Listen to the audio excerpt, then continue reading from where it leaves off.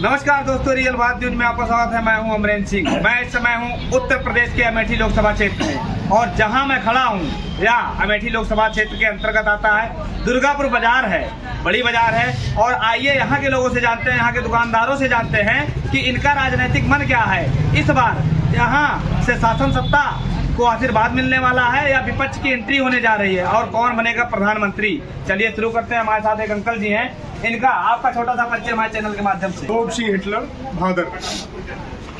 आप यहीं के निवासी हैं जी। क्या करते हैं सर आप? मैं तो राजनीतिक आदमी हूँ, राजनीतिक समाज सेवी आदमी है। पहला सवाल मेरा आपसे यही है कि इस बार अमेठी का राजनीतिक मन क्या होने वाला है? मतलब सत्ता पक्ष सत्ता में बना रहेगा या विपक्ष की एंट्री होने जा रही है? बिल्कुल नहीं। जिस प्रकार से देश की राजनीति चल रही है, सत्ता परिवर्तन तय है। और खासकर मैं अमेठी का रहने वाला हूं, और अमेठी के नाते से मैं कहना चाहता हूं कि पूरे 5-6 साल जब से भारतीय जनता पार्टी की सांसद स्मृति ईरानी बनी है, जब चुनाव आता है तब इनका दर्शन अमेठी में गांव-गांव मिलता है। उसके पहले ये दिखाई नहीं पड़ती। अच्छा, एक सवाल आपसे है मेरा ये था कि इस बार विपक्ष का उम्मीदवार कौन होगा? विपक्ष का उम्मीदवार राहुल गांधी जी होंगे। राहुल गांधी जी होंगे। बहुत सही बात बोले हैं। देख सकते हैं यहीं के निवासी हैं, और इनका कहना है कि कहीं ना कहीं दीदी स्मृति ईरानी यहाँ तभी नजर आती हैं जब चुनाव होता है। ये 5 साल बीत गया, ये वाले 5 साल में दीदी स्मृति ईरानी यहाँ से सांसद थी। राहुल जी 15 साल यहाँ से सांसद थे। उसके बाद इस 5 साल में उनका दर्शन हुआ था कि नहीं हुआ था? देखिए, राहुल जी देश के नेता हैं, और अमेठी उनका घर है, और अमेठी वो अपना परिवार मानते हैं। परिवार के नाते वो पूरे देश में उनको देखना है। पूरे देश की जनता उनकी तरफ निगाह लगाई हुई है। और जिस प्रकार से देश में सामाजिक माहौल खराब हो रहा है, और हमारे नेता राहुल गांधी जी पूरे देश में दौरा करके न्याय के माध्यम से वो जनता के लिए वो कार्य कर रहे हैं। नहीं, कार्य कर रहे हैं ठीक है, लेकिन एक चीज ये जाननी थी सर कि जैसा कि विपक्ष का कहना है, जो आपके अमेठी का विपक्ष है और इस समय सत्ता पक्ष में है, और कहीं ना कहीं भारतीय सरकार में केंद्रीय मंत्री हैं दीदी स्मृति ईरानी, उनका कहना है कि ये 5 साल राहुल जी बिल्कुल अमेठी में दिखाई नहीं पड़े, और कहीं ना कहीं उन्होंने अमेठी के लोगों को गद्दार तक कहा। इस पे क्या कहेंगे? ये गलत बात है। ये उनकी मानसिकता का सोच है। राहुल गांधी जैसा नेता भारत में नहीं है। राहुल गांधी बराबर अमेठी आते हैं। चुनावी दौर है, चुनावी माहौल है, और फिर अमेठी आएंगे, अमेठी से चुनाव लड़ेंगे। चलिए ठीक है। एक सवाल मेरा आपसे यही और है कि इस बार अमेठी से कौन आ रहा है, दीदी स्मृति ईरानी या राहुल गांधी? राहुल गांधी। क्यों, एक कारण बताइएगा। कारण ये है कि अमेठी में राहुल गांधी ने, गांधी परिवार ने विकास किया है, और उनका अमेठी पूरे पार्लियामेंट में उनका बोलबाला है। जनता उनकी राह देख रही है। अच्छा, इस बात जो हमारे देश के प्रधानमंत्री हैं माननीय नरेंद्र मोदी जी, उनका कहना है कहीं ना कहीं 400 सीटों से हम चुनाव जीतने जा रहे हैं। 400 सीटें पूरे भारत में आ रही हैं, और एक बार फिर से पूर्ण बहुमत से सरकार बनाने जा रहे हैं। इस पे क्या कहेंगे आप? बिल्कुल सरकार उनकी नहीं बनने वाली है। वो उनका अपना मानसिक सोच है कि हम 400 पार करेंगे, लेकिन इस बार देश की जनता 400 नहीं, वो 150 के नीचे रहेंगे। 150 के नीचे रहेंगे। इसका कारण क्यों? वो तो कह रहे हैं कि चुनाव हम जीतेंगे, हमें पूरा कॉन्फिडेंस है चुनाव जीतेंगे, उसमें कोई दिक्कत नहीं है उनको। तो चुनाव जीतेंगे, हो सकता है कि कोई ईवीएम में खेला कर दिया हो, या ईवीएम में जो है वो उन्होंने फीडिंग करा दिया हो। एक देश का जिम्मेदार प्रधानमंत्री अगर इस तरह से बोले कि अब की बार 400 बार, तो ये कहीं न कहीं संदिग्ध है। एक बात मैं आपसे पूछूंगा, ईवीएम पे आप लोग सवाल उठा रहे हैं, आपकी पार्टी सवाल उठा रही है, ईवीएम का गठन कब हुआ था? ईवीएम का गठन जब कांग्रेस पार्टी आई है, लोगों ने मांग किया है कि बैलेट पेपर से समय लगता है, इसलिए ईवीएम। इसलिए मतलब ईवीएम का गठन कहीं ना कहीं आप भी मानते हैं कांग्रेस पार्टी ने ही किया था। उस पीरियड में ईवीएम में पूरी तरह से पारदर्शिता थी। मतलब कहीं ना कहीं आपकी सरकार है तो ईवीएम सही है, आपकी सरकार नहीं तो ईवीएम गलत है? ऐसा नहीं है। ईवीएम लाने वाले आप हैं, सवाल उठाने वाले भी आप हैं। बिल्कुल बिल्कुल। मतलब क्यों, ऐसा क्यों? अब ईवीएम में पारदर्शिता कम हो गई। जब अब कम हो गई है, मतलब आप शासन सत्ता में रहते हैं, ईवीएम सही है? बिल्कुल बिल्कुल। भारतीय जनता पार्टी ये ईवीएम में खेला करती है, और देश की जनता जो है ये चाहती भी है कि ईवीएम से अब चुनाव ना हो, बैलेट पेपर हो। सर, आप जीतते हैं वहाँ ईवीएम खराब होती है, सही होती है? ऐसा कुछ नहीं है। जहाँ हम जीतते हैं वहाँ पूरी पारदर्शिता है। मतलब कर्नाटक आप जीतते हैं तो वहाँ सही है ईवीएम? बिल्कुल। और जो राज्य आप हार रहे हैं ईवीएम गलत है? बिल्कुल नहीं। कहीं ना कहीं चुनाव आयोग पे भी आप आरोप लगा रहे हैं। मैं चुनाव आयोग पे आरोप नहीं लगा रहा हूँ। भाई चुनाव तो चुनाव आयोग करा रहा है ना, उसमें ना प्रधानमंत्री का इंटरफेयर है, ना मुख्यमंत्री का इंटरफेयर है, ना किसी राजनीतिक दल का इंटरफेयर है। कहीं ना कहीं चुनाव आयोग पे ही आप आरोप लगा रहे हैं वो कुछ भी कर सकते हैं, वो देश का प्रधानमंत्री, उनकर सारी संस्थाओं पे उनकी पकड़, मतलब चुनाव आयोग पे भी उनकी पकड़ है। बिल्कुल पकड़। तब तो वो हमेशा के लिए प्रधानमंत्री बने रहेंगे। एक देश का कोई नहीं है। अभी चुनाव के पहले एक देश का होनहार चुनाव आयुक्त को इस्तीफा देना पड़ा, इसमें कहीं न कहीं से संदिग्ध है। मतलब मामला कुछ संदिग्ध है, आपको लगता है, कांग्रेस पार्टी को लगता है कि मामला संदिग्ध है। बिल्कुल। चलिए ठीक है, आप देख सकते हैं यहीं के निवासी हैं, कहीं ना कहीं ये कांग्रेस पार्टी को सपोर्ट कर रहे हैं और कहीं ना कहीं इनका कहना है कि जब ये शासन सत्ता में होते हैं तो ईवीएम सही होती है और जब ये शासन सत्ता में नहीं होते तो ईवीएम खराब होती है। और भी लोग हैं, इनसे भी जानते हैं कि अमेठी का राजनीतिक मन क्या है और दुर्गापुर बाजार के लोग क्या चाहते हैं। हमारे साथ इसी कड़ी में आपका छोटा सा बच्चे हमारे चैनल के माध्यम से, थोड़ा जोर से बोलिए। संजीव कुमार राय। संजीव कुमार राय जी, क्या करते हैं आप? नहीं करते हैं, व्यवसायी हैं। व्यवसायी हैं, किस चीज का व्यवसाय करते हैं? हमारा जो है डिजिटल है, डिजिटल का काम करते हैं। चलिए बड़ी अच्छी बात है।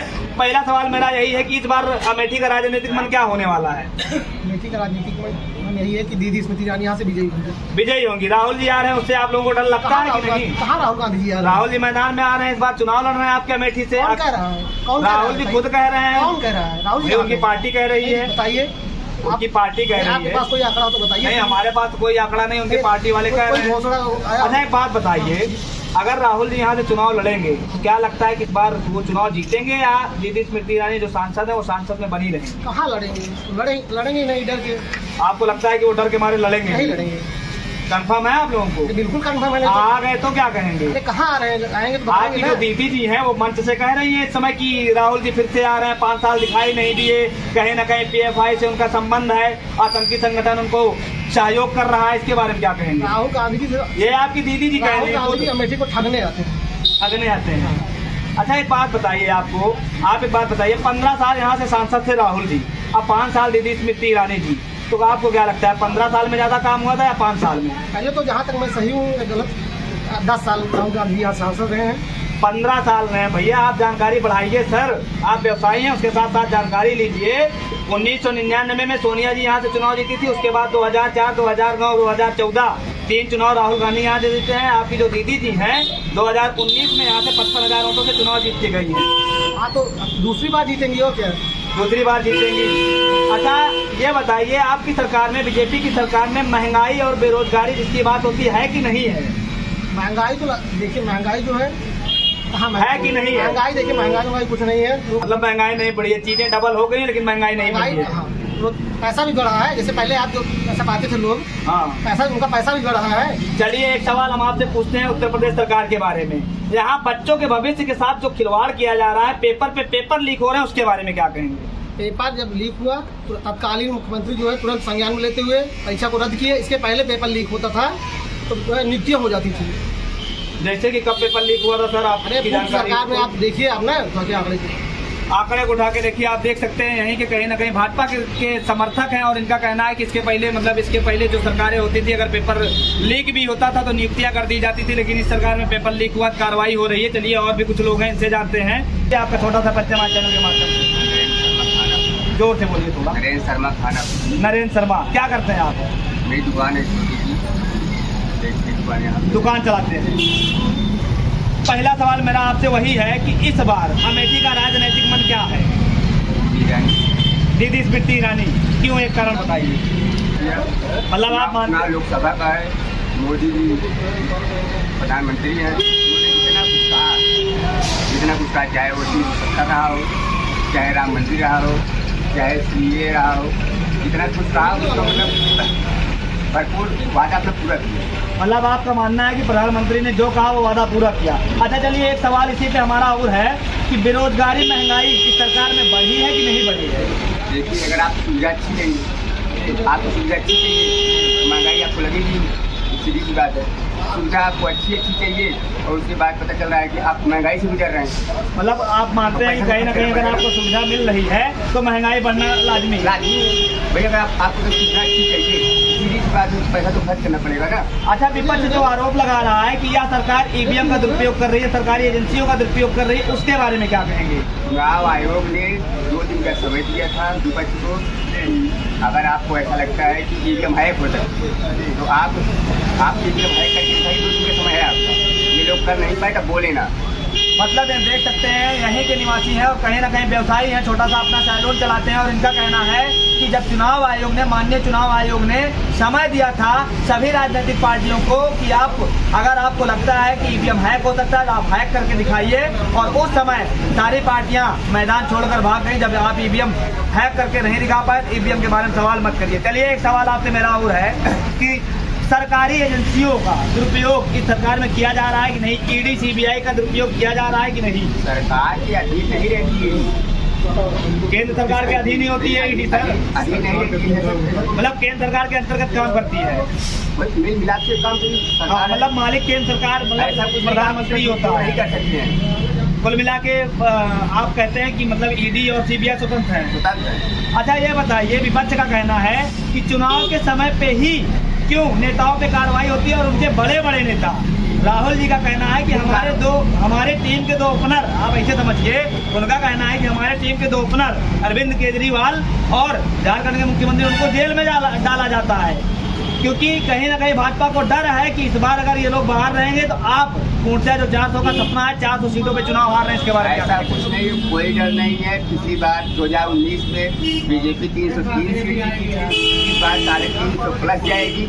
ओनली बीजेपी, एनडीए नहीं, मतलब सिर्फ बीजेपी 350 प्लस जाएगी। 350 और जो मोदी जी का नारा है 400 पार का, देखिए उसके आसपास तो रहेंगे। ये 400 पार हो रहा है नहीं, ये नहीं पता, लेकिन उसके आसपास जरूर रहेंगे। मतलब उसके आसपास रहेंगे आप मानते हैं? हाँ। कहीं ना कहीं आप मानते हैं ईडी सीबीआई जो ये सरकारी एजेंसियों का दुरुपयोग का आरोप लगता आ रहा है शासन सत्ता पे, ये गलत है? विपक्ष का काम है आरोप लगाना, विपक्ष का काम है आरोप लगाना। अच्छा, एक सवाल मेरा अंतिम सवाल होगा, प्रधानमंत्री कौन बनने जा रहा है? विपक्ष को भी पता है प्रधानमंत्री नरेंद्र मोदी बनेंगे। मतलब विपक्ष को मालूम है प्रधानमंत्री विपक्ष को पता है प्रधानमंत्री नरेंद्र मोदी बनेंगे, और कोई दावेदारी झूठे न करे, अफवाह न फैलावे। अफवाह न फैलावे, ये बात राहुल गांधी को भी पता है, सोनिया जी को भी पता है, केजरीवाल को भी पता है, अखिलेश यादव को भी पता है कि प्रधानमंत्री इस बार नरेंद्र मोदी ही बनेंगे।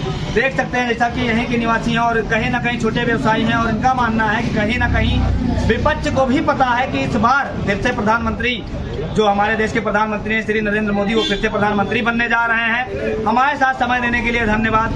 जय हिंद, जय भारत।